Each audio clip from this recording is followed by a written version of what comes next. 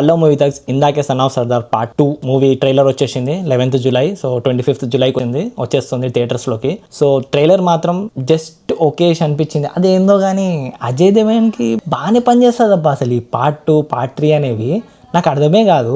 ఆయన ఒక్కడికి ఎట్లా పని చేస్తుందో అర్థం కాదు. ఈ బాలీవుడ్లో మాత్రం ఏందో అందరు చూస్తారు ఆయన సినిమాని, అది పోయి ఆయన కావాలనే అంటే ట్రిగ్గర్ చేసి మరి పార్ట్ 2 పార్ట్ 3 తీయాలి, ఈ మూవీస్కి అవసరం ఉంది, ఆడియన్స్ చూస్తారని చెప్పి చూసే కావాలని తీస్తున్నట్టు అనిపిస్తా ఉంటుంది నాకు ఒక్కోసారి. అదేందో అర్థమే కాదు ఆయనకి ఎట్లా పని చేస్తావు ఇట్లాంటి అన్ని. ట్రైలర్ మాత్రం బాగుంది. మృణాల్ ఠాకూర్ అండ్ అజయ్ దేవగన్ చాలా మంది ఉన్నారు. క్యాస్ట్ కూడా బాగుంది. మ్యూజిక్ బాగుంది. ట్రైలర్లో లాస్ట్కి ఇట్లా సన్ ఆఫ్ సర్దార్ అని చెప్పి మ్యూజిక్ వస్తుంది, అది బాగుంది. ఫస్ట్ ట్రైలర్ చూడంగానే నాకు ఎందుకో ఆ గడప చూపెట్టంగానే ఎందుకో ఎస్ఎస్ రాజమౌళిది మర్యాద రామన్న గుర్తొచ్చింది. ఏందబ్బా ఇది ఎక్కడో కొడుతుంది అని చెప్పి అనుకున్నా. ఆ సీన్స్ కూడా అట్లానే ఉంది ట్రైలర్లో. మీరు చూస్తే ఒకవేళ ట్రైలర్ చూడండి మీకు అర్థమవుతుంది.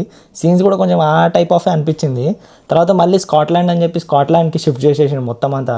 ఆ ట్రైలర్ టోనే చేంజ్ అయిపోయింది స్కాట్లాండ్ అని చెప్పి. సో అది చూడంగానే ఏందా ఇంకా ఎక్కడో తేడా కొడుతుంది ఏందా అనుకున్నా. సరే చూద్దాం, ఇంకా టైం ఉంది కదా. మృణాల్ కూడా మస్తు ఉంది, ఎగ్దాం ఉంది, చూద్దాం.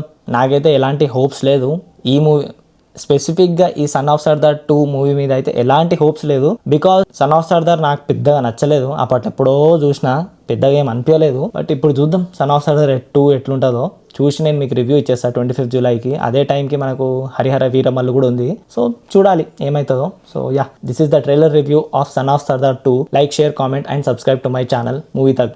Yeah, bye.